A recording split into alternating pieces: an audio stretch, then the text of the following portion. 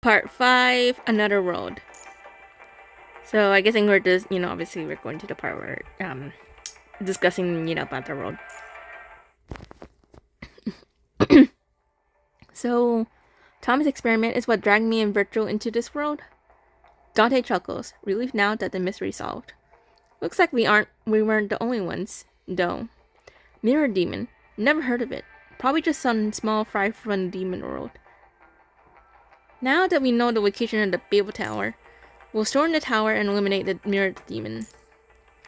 Roger that. Oh my gosh. I'm sorry.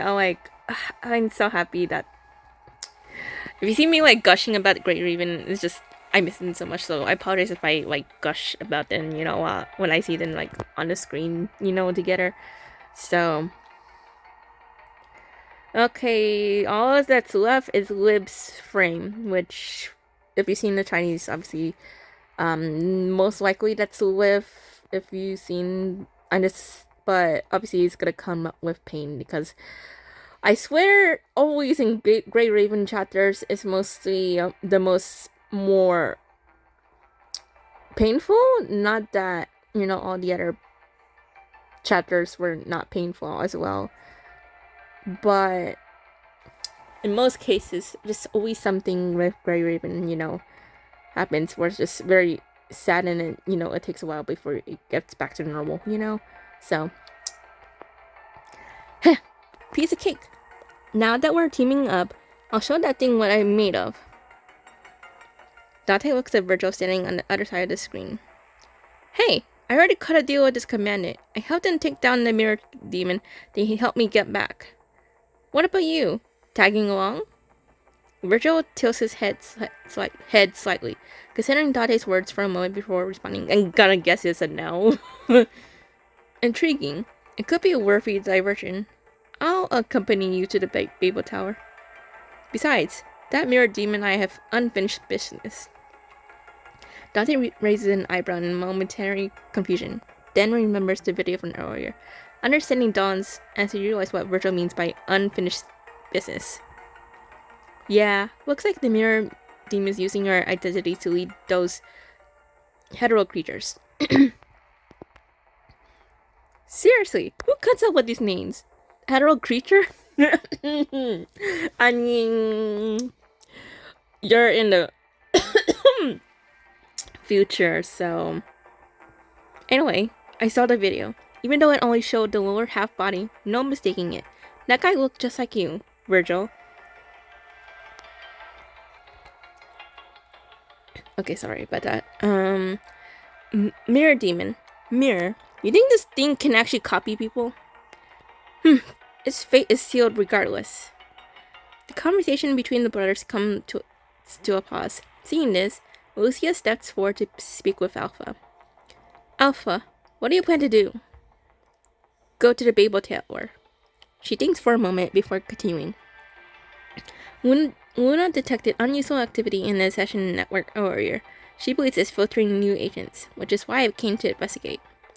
Given the recent behavior of the hetero creatures, it's possible that this mirror demon can already be considered an agent. Alpha shakes her head, keeping her lingering doubts to herself. The mirror demon is neither construct nor corrupted, but how could it possibly connect to the session network? Perhaps the session network always holds deeper secrets yet to be uncovered. Luna, how's she? She's fine. She just needs to focus her energy on the session network for now to prevent bigger problems. Then let's meet a new Oakley. Alpha nods and reaches out to end the call. So, your name is Virgil. Virgil gets no answer. Looks like we'll need to head to New Oakley. Do you have any vehicle to use? I don't need those. Show off. Virgil unsheaths a Yamamoto, its blade tracing across in the air. A trail of sterling light lingers in its wake, and like a flower unfurling petals, space itself splits along the incisions, revealing a yawning void of infinite black. That is so cool. Alpha watches Virgil's actions, a flicker of astonishment crossing her eyes. Did he just cut through space? But in the next moment, Virgil furrows his brow. The portal is not stable. The cross-shaped rift trembles, its edges wavering like distilled water, and gradually seals shut a moment later. Looks like you'll need to find another way to get there. Alpha's motorcycle isn't big enough to see all three of them. We are not alone here. The distant roar of engines reverberates through the air as a group of wildly dressed thugs approaches in a pickup truck, equally adorned with flashing modifications. Look at who we got here! 3 cute birdies, what the Hahaha! Consider yourself lucky you ran into the Black Wings. Hand over everything! Right on time.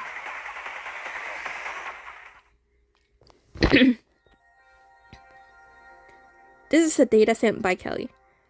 Asimov, what's your take on this? Thomas Hell. That name rings a bell. I'll look up information on him. Regarding the other world, there's a barely perceptible hint of anticipation in Nicola's tone. I've already shared my thoughts on this. Theoretically, it is indeed possible. However, even with in-depth exploration in this field, we cannot estimate when we might reach any conclusions. Scientific progress sometimes requires a touch of luck. Thomas, perhaps he hit the jackpot. After speaking, Asimov recognizes the inappropriateness of his remark. He closes his eyes briefly, then starts again. That remark was inappropriate. Every researcher's work deserves respect. If possible, I need more of Thomas' research data. After that, I can provide new conclusions. Alright, I'll have Kelly recover the data. If that's all, I'll be heading back now. Asimov strides toward the exit. Just as he steps through the doorway, a thought flickers at the edge of his mind, and he pauses, glancing back.